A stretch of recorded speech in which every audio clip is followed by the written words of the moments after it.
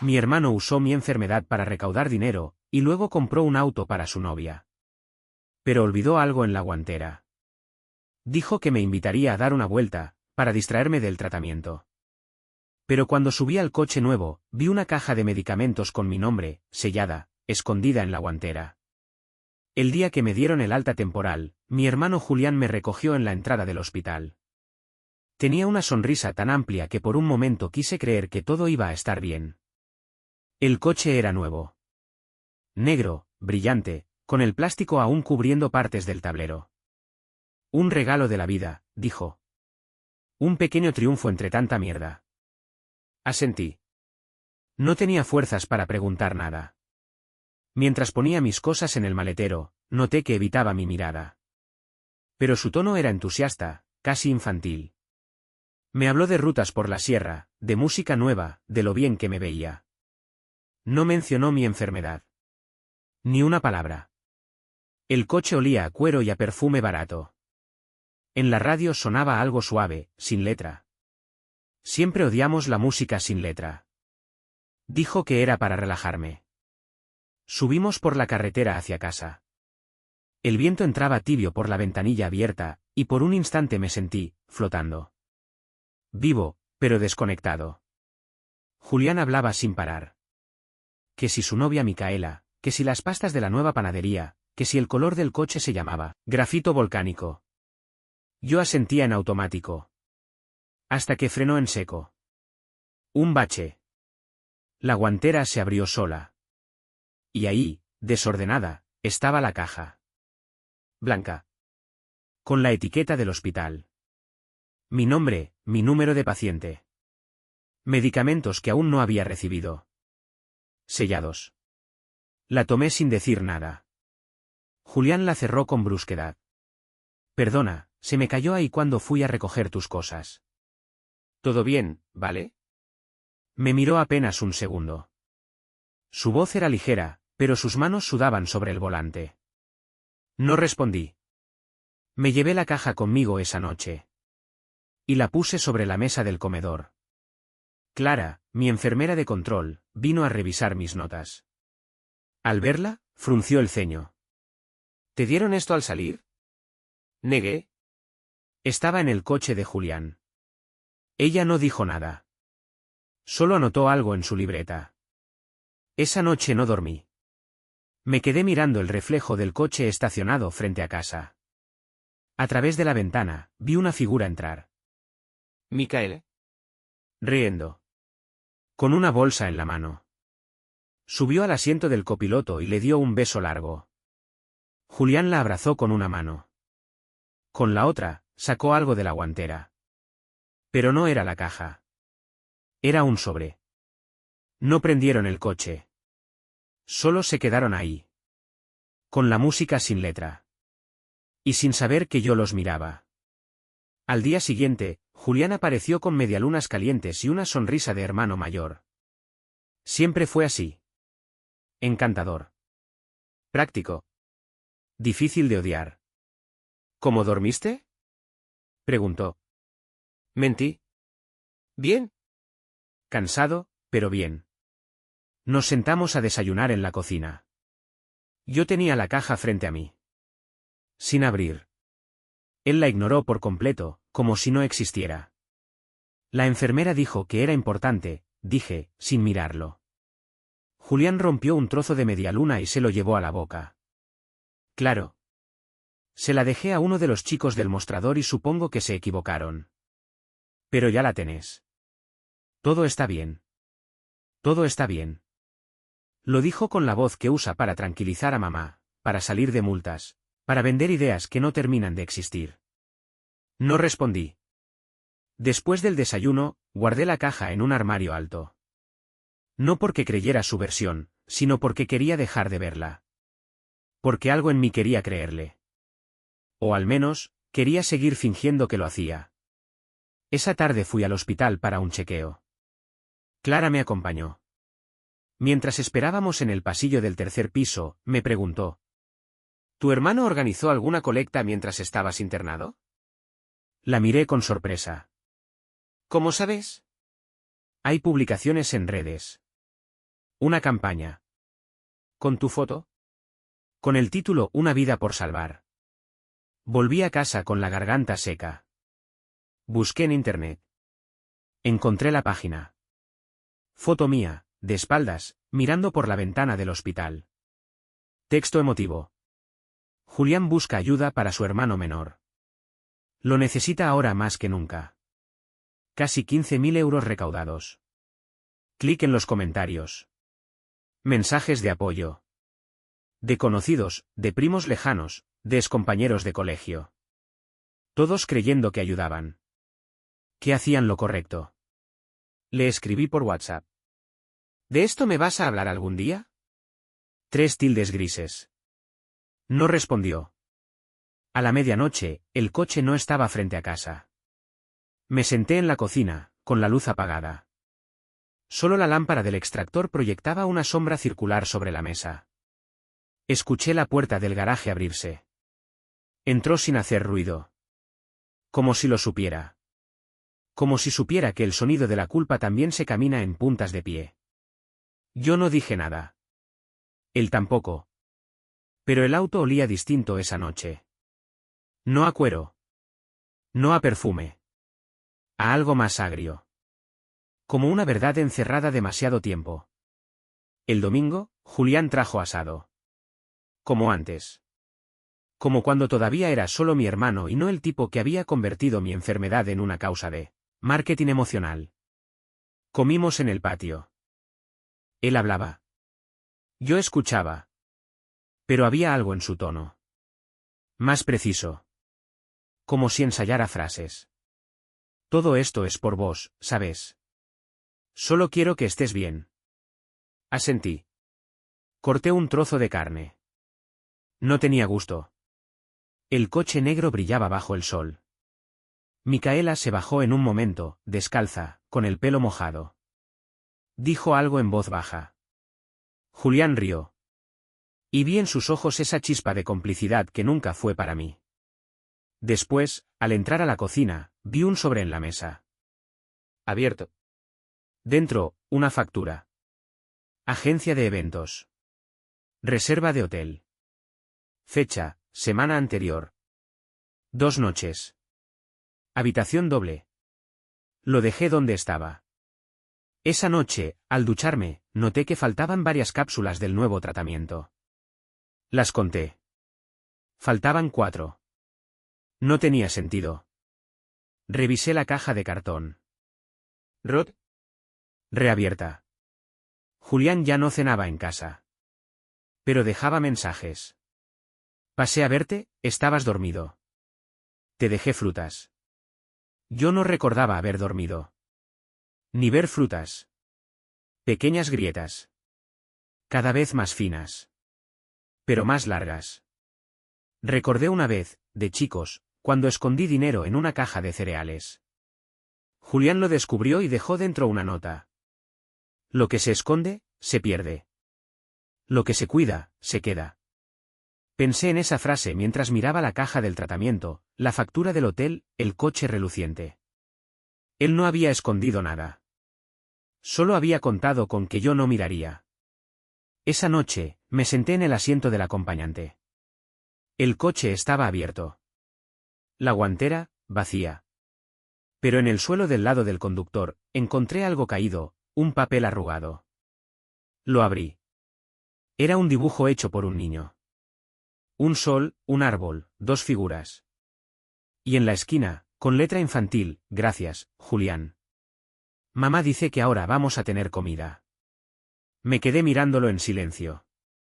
No sabía qué dolía más, la mentira, o la posibilidad de que parte de todo eso, tal vez, si fuera por ayudar.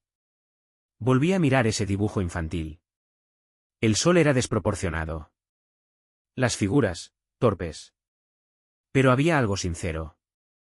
Algo que no esperaba encontrar en medio de toda esta historia, gratitud. Recordé un almuerzo, meses atrás. Antes del diagnóstico. Julián llegó tarde. Sudaba. Había traído una caja con alimentos y la dejó sobre la mesa como quien entrega una ofrenda. Una vecina está en la ruina, dijo. Me pidió ayuda para su nene. La situación es jodida. Le creí. Como siempre. Porque siempre supo usar las palabras justas. Esa misma caja, idéntica, aparecía ahora en una de las fotos de la campaña que armó con mi nombre. Solo que el texto decía, alimentos comprados gracias a tu aporte. No era mentira. Pero tampoco era verdad. Abrí su antiguo cuaderno, ese que dejó un día en mi casa y nunca pidió de vuelta.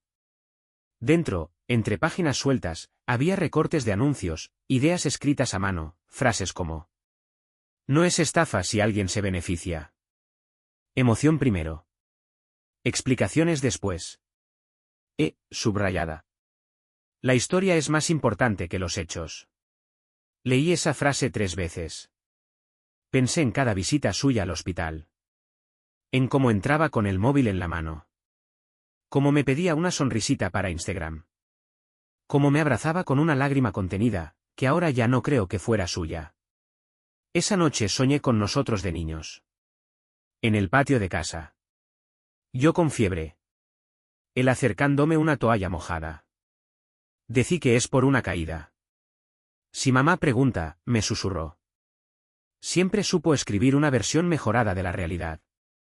Al despertar, la caja del tratamiento seguía sobre la mesa. Incompleta. Como su historia. Fui al coche de nuevo. Esta vez no me detuve en la guantera. Miré debajo del asiento. Encontré un estuche pequeño, de terciopelo gris. No era mío. Ni de Micaela. Lo abrí. Dentro, una cadena. Y un colgante con mi inicial. La factura del hotel decía habitaciones dobles. Pero el collar era para mí. Sentí algo en el pecho. No ternura. No enojo. Una duda. ¿Hasta qué punto todo esto fue mentira? ¿Y si algo fue real, qué parte exactamente? Los días siguientes fueron mecánicos. Me despertaba. Me tomaba las pastillas. A veces, ni recordaba haberlo hecho. Anotaba en un cuaderno los horarios, los síntomas, los niveles de energía. No por convicción. Por inercia. Clara venía 2 veces por semana. Tomaba notas, medía el pulso, me hacía preguntas. Yo respondía como si fuera otro. Un doble funcional. Una versión con voz baja y mirada sin foco. Julián ya no aparecía tanto. Mandaba mensajes. Frases breves, correctas, sin emoción. ¿Todo bien? Avísame si necesitas algo. Estoy con lío, pero te pienso. Yo no contestaba siempre. Una tarde me llamó. Dejé que el teléfono sonara. No quería escucharlo. No quería escucharme a mí, volviéndome esa persona que duda hasta del amor. Caminé por la casa con la cadena en la mano. Ese colgante con mi inicial pesaba más de lo que parecía. Lo apoyé sobre la mesa del comedor. Luego lo pasé a la mesilla de noche. Después, al bolsillo de una campera. Nunca encontraba dónde dejarlo.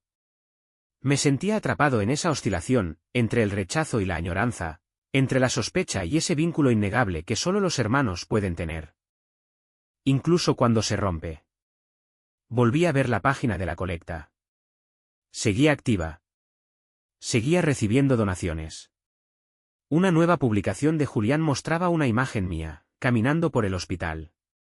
Tomada desde lejos. No sabía que me habían fotografiado. No recordaba haberlo permitido. No supe cómo reaccionar. Solo cerré la ventana.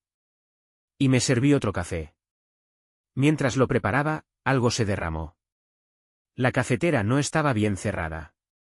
El líquido burbujeó y cayó sobre la hornalla. Un olor amargo llenó la cocina. Lo limpié sin pensar. Paño, agua, silencio. En el fondo del cajón de los utensilios, vi algo que no esperaba, un sobre. No tenía remitente. Solo mi nombre, escrito a mano. Mi letra. Lo abrí. Dentro había una nota. Cuando todo esto pase, recordá que partes de vos sobrevivieron sin ayuda. La había escrito yo. Semanas atrás. Para mí. Como un recordatorio. Como un ancla. Y sin embargo, no recordaba haberlo hecho. Guardé el papel en el libro de los controles médicos. No como amuleto. Como advertencia. Esa noche, me acosté sin música. Y por primera vez, la casa no sonó a hogar. Sonó a espera. Julián volvió una tarde, sin aviso. Pasaba por acá, dijo, apoyando una bolsa de pan sobre la mesa. Pensé en vos. Olía a perfume caro. A aire acondicionado de auto nuevo. Lo observé sin decir nada. Cómo colocaba las cosas en la alacena. Cómo tocaba los frascos como si fueran suyos. Cómo evitaba mirar la cadena que aún estaba sobre el mueble, exactamente donde la dejé. ¿Seguís con la campaña? Pregunté. Él dudó medio segundo. Luego sonrió. Un poco. Ya casi nada. Lo importante es que estás mejor. Asentí. Me fijé en sus manos. Llevaba un reloj nuevo. Nunca usó reloj. Era metálico, grueso. Brillaba. Como el auto. Como la sonrisa. Mientras hablaba, abrí su bolsa. Pan, jugo, galletas. Todo de marca. Todo caro. Todo innecesario. Ese mismo día había visto un comentario en la página de la colecta. ¿Se puede saber en qué se están usando las donaciones? No vemos actualizaciones desde hace semanas. No contesté. No borré. Solo lo guardé. Esa noche fingí dormir temprano. Escuché cómo cerraba la puerta despacio, como siempre. Pero no se fue. Me asomé a la ventana lateral. Vi el coche estacionado. Él adentro. Hablando por teléfono. Movía las manos con intensidad. Abrió la guantera. Sacó papeles. Volvió a guardarlos. Estuvo ahí casi una hora. Luego se fue. Al día siguiente, bajé al coche. Usé la copia de la llave que él mismo había dejado una vez, por error, en mi cajón de medicación. La guantera estaba cerrada con llave. Pero debajo del asiento del conductor, encontré un estuche. Dentro, recibos. Uno del hotel, otro de una joyería, y uno más, de un concesionario. Adelanto de un segundo coche. Mi pecho se tensó. No por el dinero. No por el engaño. Por la certeza de que ya no había espacio para duda. Me senté en el asiento del conductor. Respiré hondo. Y por primera vez, entendí que no había error. Solo decisión. Julián eligió esto. Y ahora, me tocaba a mí elegir también. La caja estaba en el maletero, debajo de una manta. Una caja marrón, sellada, con mi nombre y el logo del hospital. No era una copia. Era original. Y tenía fecha de hacía más de un mes. El mismo tratamiento que, supuestamente, se había retrasado por problemas de stock. Me quedé mirando la etiqueta. Tocándola. El papel estaba húmedo en una esquina. Pero la dirección era clara. Mi nombre, con todos los números de historia clínica. Había sido enviado a casa, y nunca llegó. Julián lo había recogido. Y lo escondió. Regresé con la caja al comedor. La dejé sobre la mesa, junto a la cadena. Una línea invisible unía ambos objetos. Un regalo y un robo. Un gesto y una traición. Esa noche, Clara vino para la revisión. Al ver la caja, se detuvo. ¿Te la entregaron recién? No, respondí. Estaba en el coche de mi hermano. Ella no dijo nada. Solo se sentó, sacó su libreta, y escribió algo. Luego me miró. ¿Querés que hablemos con la dirección del hospital? Negué. Todavía no. Esa frase me dolió más que si hubiese dicho sí. Porque él todavía no venía con resignación. Clara se fue al rato. Me dejó una nota. Llámame si necesitas algo. Lo que sea. Guardé la caja. Pero no en el botiquín. En el armario donde guardo cosas que ya no uso, pero aún no me animo a tirar. Esa noche, Julián escribió. Pasé por casa. No estabas. ¿Todo bien por ahí? Le respondí con una sola foto. La de la caja. No puso visto. No respondió. Silencio. Durante horas. Al amanecer, bajé al coche otra vez. Esta vez, con otra intención. Revisé todos los compartimentos. Saqué el gato hidráulico, abrí la tapa del piso del maletero. Y ahí, entre herramientas y papeles viejos, encontré el recibo. Transferencia de fondos de la campaña a una cuenta personal. A su nombre. Fecha, el mismo día que me internaron. No lo imprimió por error. Lo guardó por si lo necesitaba. Ahora lo necesitaba yo. Lo doblé con cuidado. Lo metí en un sobre. Y lo dejé en la mesa de noche, junto a la nota que me había dejado Clara. Ese día no comí. Solo miré la luz de la tarde colarse por las persianas, y pensé en lo mucho que puede pesar el silencio. Imprimí todo. Capturas de la campaña. Recibos. La foto de la caja de tratamiento. Las conversaciones con Clara. El recibo bancario con el nombre de Julián. Todo. Lo puse en una carpeta negra. No por drama. Por orden. A la tarde llamé a Ramiro, un viejo compañero de la facultad que ahora trabaja como asesor jurídico. No habíamos hablado en años.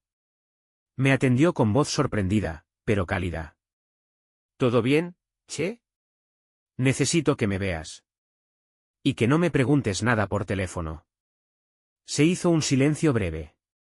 Te espero hoy. Fui con la carpeta bajo el brazo. En el metro, miré a la gente alrededor. Todos con cara de lunes.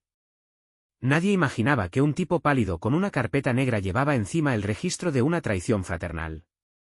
Ramiro me recibió en su despacho con café frío y una mirada atenta. Le dejé la carpeta. La leyó sin interrumpirme. A mitad de camino levantó la vista. ¿Querés denunciarlo? Negué. Quiero que no pueda volver a hacerlo. A mí. A nadie. Asintió. Hay forma. Me explicó qué pasos dar. Cómo dejar constancia. Cómo mover hilos sin hacer ruido. Tomó nota de todo. Me habló de una ONG que protege a pacientes en situaciones de abuso económico. Me ofreció contactar a alguien. Dije que sí. Antes de irme, me miró a los ojos. No es fácil hacer esto con un hermano. No es fácil no hacerlo, dije. Volví a casa en silencio. La carpeta negra quedó sobre la mesa del salón. Abierta. Como una herida ventilada. Julián apareció 2 días después. Sin previo aviso. Entró con su voz habitual, con bolsas de compras, con esa sonrisa de siempre. ¿Traje helado?, dijo. No le contesté. Le señalé la carpeta. Él la miró. Un segundo. ¿Qué es eso?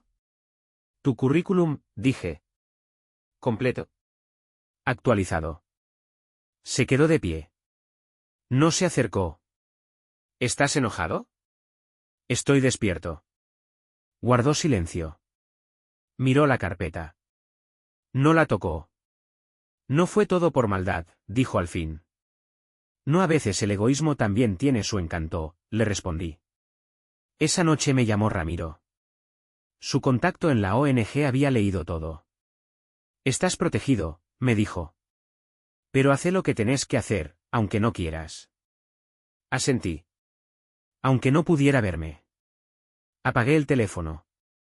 Y dejé la carpeta abierta, sobre la mesa. Esa noche dormí con la puerta cerrada. Y sin miedo. Esa mañana, recibí un correo sin asunto.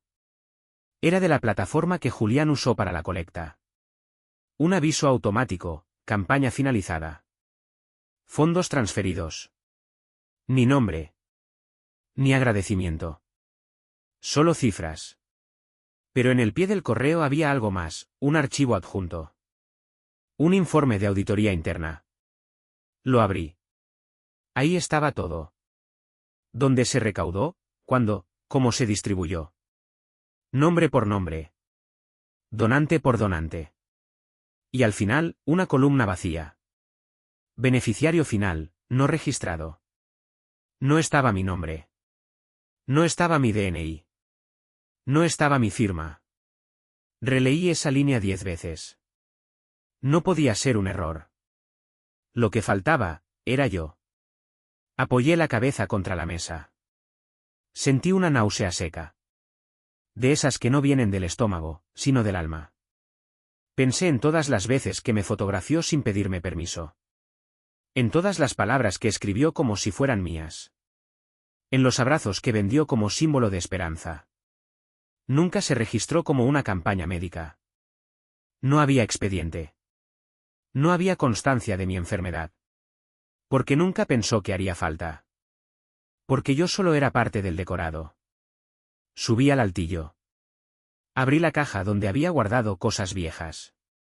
Entre ellas, encontré una carpeta escolar. Dibujos. ¿Notas? Cartas de cuando éramos chicos. Una, en particular, me detuvo. Una hoja doblada en 4. Escritura torpe. Si un día te pasa algo, yo voy a cuidar todo. Lo juro por papá. Firmado, Julián, 9 años. Me senté en el suelo. Leí esa frase una y otra vez. ¿Era esto? ¿Cuidar todo? ¿Era esto lo que él creyó siempre que debía hacer? Lo oculto no era el dinero. Ni los recibos. Lo oculto era su convicción de que yo le debía algo. Que mi fragilidad era su poder. Esa noche volví a abrir la carpeta negra. Agregué el informe. Lo imprimí. Lo sellé. Y por primera vez, lo cerré. No como quien termina algo. Como quien lo entrega. Me llamó a las 10 de la noche. Che, ¿podemos hablar? Su voz sonaba distinta. No triste. No culpable. ¿Vacía? Le dije que sí. Que viniera. Tardó 20 minutos. Llegó con la misma campera de siempre, esa que usaba en la secundaria. Como si quisiera parecer el de antes. Como si la ropa pudiera borrar los hechos. Nos sentamos en el comedor. 2 sillas. Ninguna mesa entre nosotros. ¿La campaña terminó? Pregunté. Él asintió. No intentó fingir sorpresa. Ni disculpa. ¿Y los fondos? Dije, ¿dónde están? Julián bajó la mirada. Jugó con la cremallera de la campera. Luego dijo algo que ya no tenía valor. Todo fue por vos. No respondí. Él lo sintió. Compré el auto, empezó. Lo sé. Pero también ayudé a gente. A una familia amiga, a una asociación de barrio. Parte de la plata se usó bien. Pero no conmigo, dije. Nunca conmigo. Silencio. ¿Por qué no aparezco como beneficiario en el informe? No lo sé, mintió. Lo miré. Directo. Sin filtro. No mentís bien, Julián. Se mordió el labio. No quería que me vieras como un ladrón. Entonces no robes, dije, sin levantar la voz. Pensé que no te ibas a dar cuenta. Eso fue tu primer error, dije. El segundo fue pensar que no me importaba. Se quedó quieto. ¿Qué vas a hacer? Le señalé la carpeta negra. Eso depende de vos. Hay formas de reparar. Pero no con palabras. Se levantó. Caminó hacia la puerta. Antes de salir, se detuvo. ¿Me odias? No, respondí. Pero ya no te creo. Y eso es peor. Cerró la puerta despacio. Me quedé solo. Con la carpeta. La abrí. Volví a mirar la hoja con el informe. Luego, apagué la luz. Y por primera vez en meses, dormí 8 horas seguidas. Volvió 3 días después. Llamó antes de venir. Su voz era la misma, pero ya no sonaba a hermano. Trajo un sobre. Decía que querían resolver las cosas. Nos sentamos frente a frente, como en una negociación entre extraños. En la mesa, la carpeta negra. Cerrada. Al lado, la taza que usaba de chico. La que decía Super Julián. No sé por dónde empezar, dijo. Empezá por el final, le respondí. Abrió el sobre. Billetes. Recibos. Una nota manuscrita. Nada que borrara lo que hizo, pero todo lo que tenía. No puedo devolverlo todo. Pero esto, es lo que queda. Asentí. No vine a humillarte, dijo. No necesitas hacerlo. Ya lo hiciste solo. Silencio. Micaela me dejó, confesó de golpe. Dijo que no quiere estar con alguien que vive de las desgracias ajenas. Levanté la vista. No con lástima. Con cansancio. Lo que duele no es lo que hiciste, le dije. Es lo que calculaste que podía pasar y lo aceptaste igual. No pensé que te ibas a despertar tan pronto, susurró. Esa frase me clavó algo más profundo que la traición. Yo tampoco, respondí. Nos quedamos en silencio. Largo. Incómodo. Verdadero. ¿Querés que me vaya? Ya te fuiste, dije. Se levantó. Miró la taza con su nombre. ¿Puedo? No. Asintió. Salió sin cerrar de golpe. Sin decir adiós. Me acerqué a la carpeta. No la abrí. No hacía falta. Saqué el sobre con el dinero. Lo metí en una caja. Escribí una nota. Esto es tuyo. Pero no cambia lo mío. Y al día siguiente, lo doné a una fundación de pacientes con enfermedades crónicas. No para hacer justicia. Para que algo bueno saliera de todo esto. Aunque fuera sin nombre. El domingo siguiente, desperté y supe que no iba a venir más. No lo soñé. No lo sentí. Lo supe. El coche ya no estaba frente a casa. La bandeja de entrada vacía. ¿Ningún cómo amaneciste? Ni siquiera un emoji. Y sin embargo, no hubo alivio. Solo un silencio distinto. El tipo de silencio que queda cuando alguien que hablaba mucho deja de hablar. No por distancia. Por decisión. Ese día lavé la taza que decía Super Julián. La encontré en la alacena del fondo. No recordaba haberla puesto ahí. Tal vez fue él. Tal vez fue el cansancio. La sequé con cuidado. Y la guardé en una caja junto a la cadena. Objetos que ya no tenían dueño. Ni destino. Por la tarde abrí las ventanas. Dejé que el aire moviera los papeles, los olores, los recuerdos. Tiré las bolsas del tratamiento vencido. Reorganicé el botiquín. Apagué la alerta de la campaña, que aún me llegaba cada viernes con un resumen automático.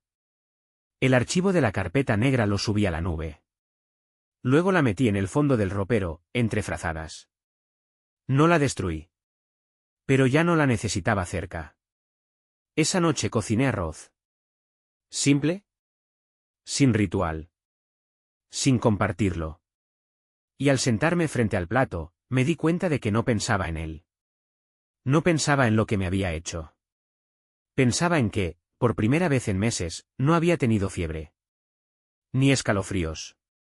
Ni la sensación de que mi vida estaba en manos ajenas. Solo hambre. Y el sonido del tenedor contra la cerámica. Comí despacio. Sin prisa. Como si cada bocado afirmara que algo volvía a empezar. Cuando me acosté, noté que el aire en la habitación era otro. No porque cambié las sábanas. Sino porque, esta vez, dormí sin preguntarme si debía perdonar. Los días empezaron a parecerse entre sí. Pero ya no pesaban. Me despertaba con luz natural. Sin alarmas. Sin mensajes. Sin sobresaltos. Clara seguía viniendo, pero menos. Solo para chequeos puntuales. Hablábamos poco. A veces se quedaba a tomar un té. Me miraba con esa mezcla de profesionalismo y ternura que no incomoda. Una tarde, dejó una frase antes de irse. Estás distinto. ¿Mejor? Más vos. No supe qué responder. Solo asentí. Empecé a salir de a poco. Caminatas cortas. Café en taza de cerámica, en vez de descartable. Un libro en la mochila. Auriculares sin música, solo para no tener que hablar. En el parque, vi a un nene jugando con un auto de juguete. Negro. Brillante. Como el de Julián. El padre lo empujaba por detrás, haciendo ruidos de motor. Pensé, así empezamos todos. Luego volví a casa. Revisé la cuenta bancaria. Una donación anónima había llegado a la fundación que gestionó los fondos. Cifra exacta a lo que faltaba. No lo comenté. No agradecí. Pero supe quién fue. Ese día decidí donar la caja con las cosas de Julián. La cadena. La taza. El sobre. Todo. No por enojo. Por espacio. Quería que el aire siguiera limpio. Que el silencio no tuviera recuerdos pegados. Puse música instrumental mientras limpiaba. La misma que antes me molestaba. Ahora me servía. No interrumpía. Acompañaba. Una vecina me saludó desde la ventana. Me preguntó si necesitaba algo. No, gracias, dije. Estoy bien. Y lo sentí cierto. La carpeta negra seguía en el fondo del armario. Pero ya no era amenaza. Era archivo. Algo que pasó. Y que no se va a repetir. Esa noche escribí en una hoja nueva. No todos los hermanos son hogar. Algunos son advertencia. La pegué en el espejo del baño. Para no olvidar. No por rencor. Por memoria. Volví a leer los mensajes antiguos. No por nostalgia. Por curiosidad. Los que Julián me enviaba durante las semanas más duras del tratamiento. Sos un guerrero, nadie como vos, vamos a salir de esta. Pero al releerlos, noté algo que antes no veía.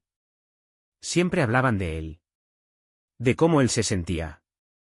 De lo difícil que era para él verme así. De lo orgulloso que estaba de mí, como si yo fuera una medalla que colgaba en su pecho. Nunca preguntó si tenía miedo. Si dormía. Si quería hablar. Y yo, en ese entonces, lo leía como cariño. Ahora lo leo como relato.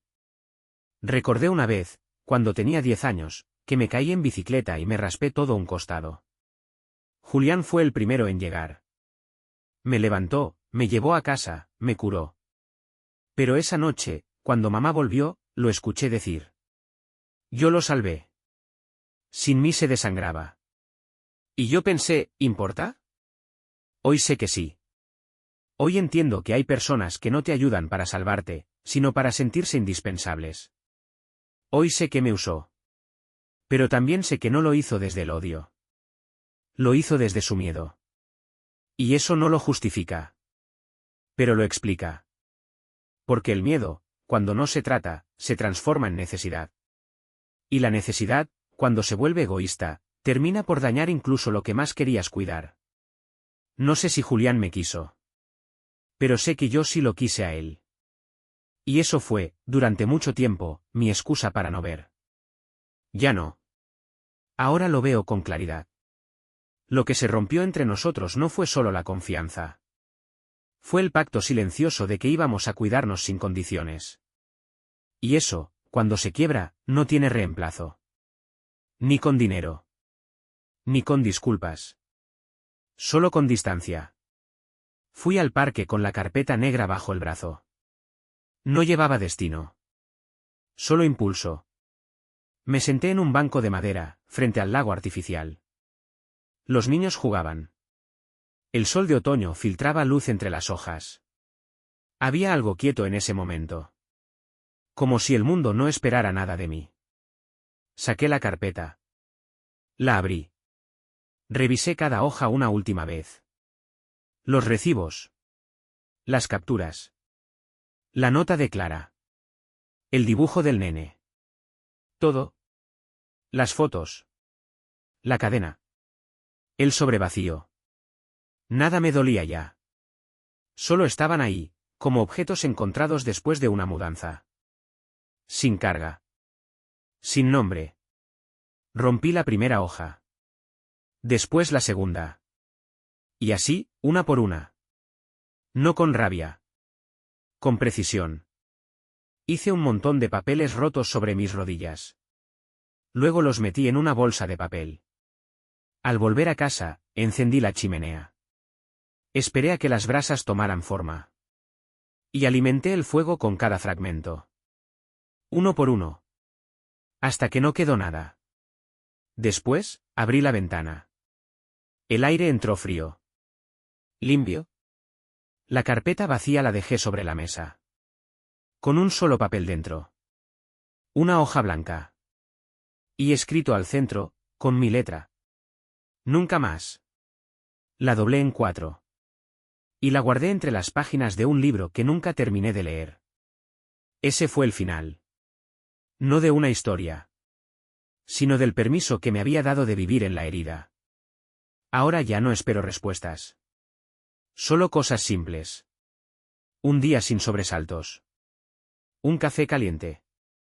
Y el silencio de fondo que, por fin, no amenaza. Solo abraza.